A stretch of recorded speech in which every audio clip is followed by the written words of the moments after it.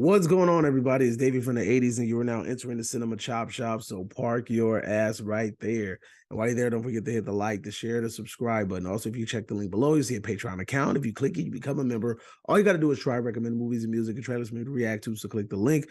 Now, with that being said, we're here today with a little bit of movie news. Now, the first thing I want to open up with is The Exorcist Believer.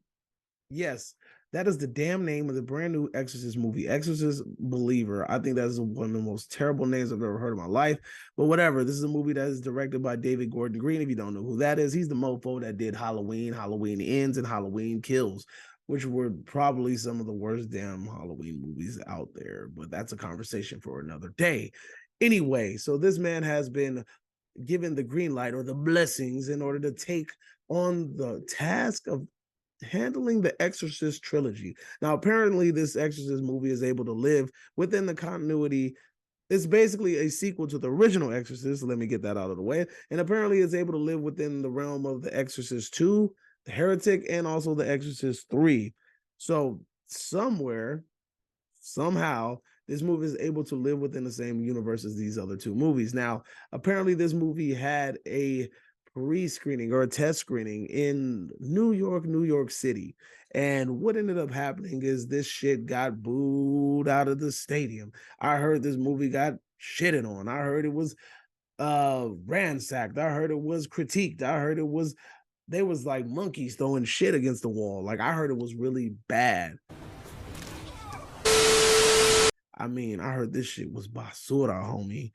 And apparently they're saying that this movie as long as a mofo. And on top of that, it's not scary at all. But for some reason, everybody has unanimously decided that there is at least one good jump scare in this movie. And this movie is set to be released in October 13th of this year. And yet, here we are getting horrible screening reviews. And October is going to be like right around the corner. So that means that they're going to have to either A, go back and reshoot, or B, they're going to keep it as it is. Now, I heard about Halloween's test screeners. I know that they ended up reshooting that a bunch of times, right? I know that there's been several incarnations of the last Halloween movie, Halloween Ends. There was a bunch of reshoots of that, and I know there was a couple of reshoots of Halloween Kills.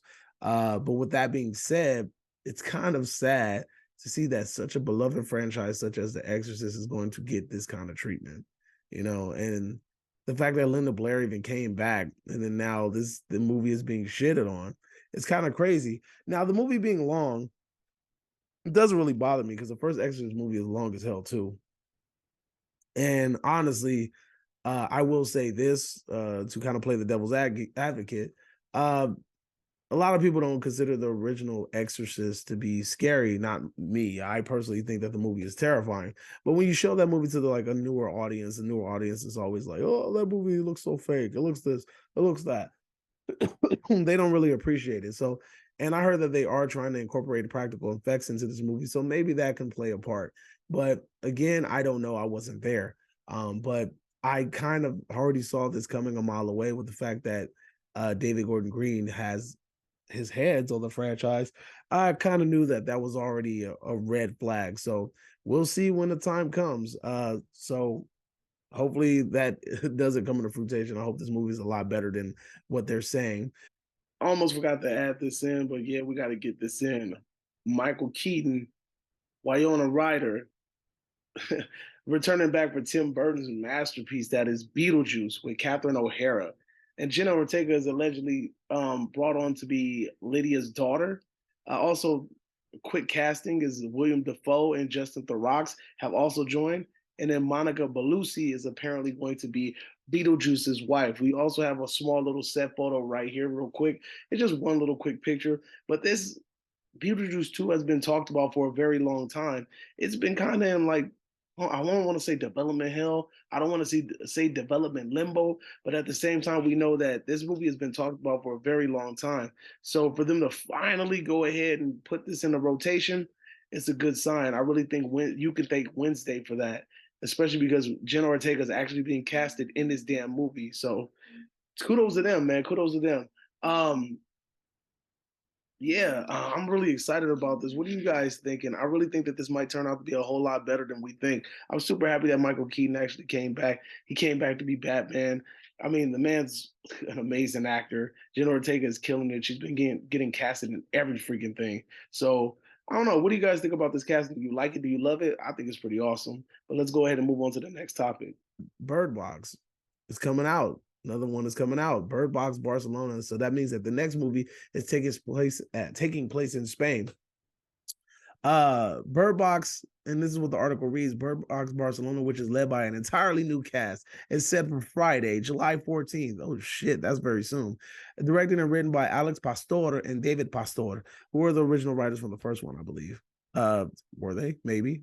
Anyway, after a mysterious force decimates the world's population, Sebastian, played by Los Hombres de Pacos Mario Casas, must navigate his own survival journey through the desolated streets of Barcelona, reads the Netflix synopsis.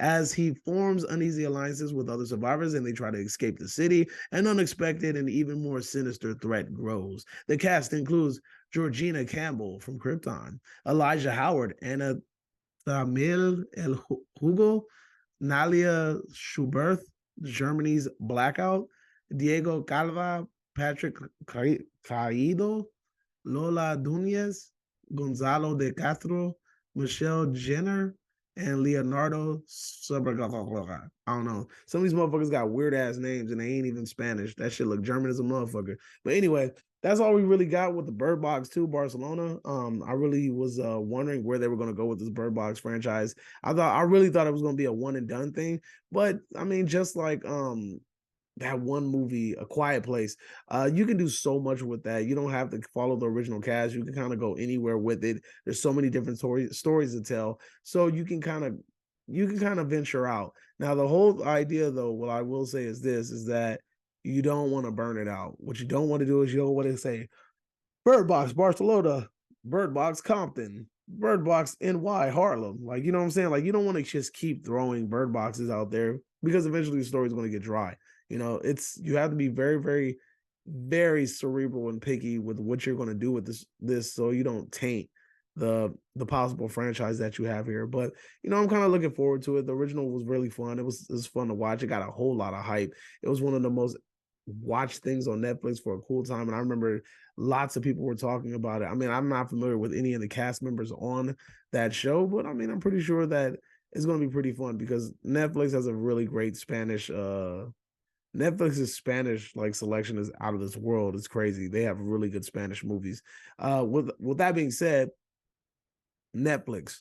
Speaking of Netflix, the platform too, another very, very popular Spanish show.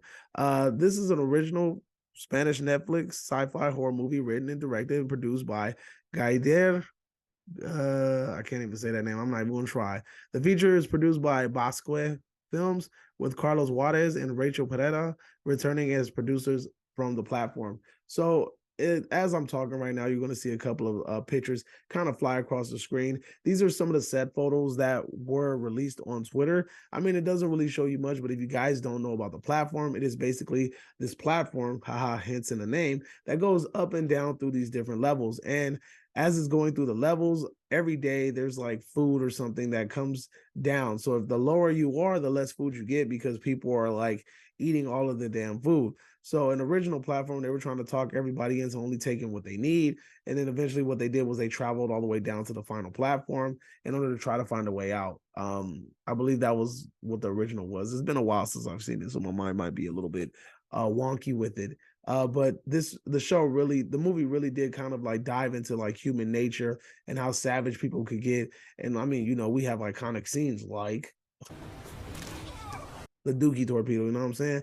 But anyway, I'm looking forward to it. The platform one was a fucking fantastic movie. I enjoyed it thoroughly, and I cannot wait to see the platform two. Now, moving on to the final piece of news that I have, Mortal Kombat 2 is not much, but Tati Gabriela from Chilling Adventures of Sabrina has been casted as Jade, and if you don't know, Carl Urban from The Boys has been casted as Johnny Cage apparently. So these are the two newest castings that we have for Mortal Kombat, for the Mortal Kombat 2 film. Now, me personally, I thought the first Mortal Kombat film was trash as shit. Thought it was dumb as fuck. I was so mad when I watched it because I was really looking forward to it. Because especially with that opening scene with Sub Zero and Scorpion, I was like, "Yo, this is going to be so freaking good." The storytelling in the beginning of this movie is fantastic. It's amazing. I can't. I want to see more of this. And what did they do? They fucked it up and they threw it all away. It was the dumbest shit I ever seen in my life. Motherfuckers was out here getting like little dragon tattoos and shit from Annihilation or whatever. It was the dumbest thing ever. Anyway, to the point. Um, I don't know. I'm not really looking forward to this. I don't care who they cast. They could cast Satan himself. I still wouldn't be interested in watching this damn movie. It's just I don't know. Like I've lost it. Like I've lost all interest in it because you ruined it with the first one. And on top of that, they brought back the same fucking director from the first movie. So it's definitely a no. That's definitely going to be a no-go for me. It might be something I might have to watch or stream. I'd rather watch one of those Indian people who bootleg these damn movies. I don't think I could go to the movie theater and spend money on this shit unless it's like a really early screening and I got free tickets or something. But I don't know, man. Like hopefully this movie's better than the first movie. I don't know if they're increasing the budget. I don't know the situation with it. Let's just hope and pray that this is a whole lot better than the first one because that first one was trash. But that's all the news I got for you guys. Let me know if you agree with anything that I said. Let me know if any of the things that I talked about caught your interest, whether it's the Exorcist, whether it's Birdbox, whether it's the platform, whether it's the Mortal Kombat news. Let me know in the comment section down below. And you are now exiting the Cinema Chop Shop. Hope you guys have a magnificent day. Adios, homies.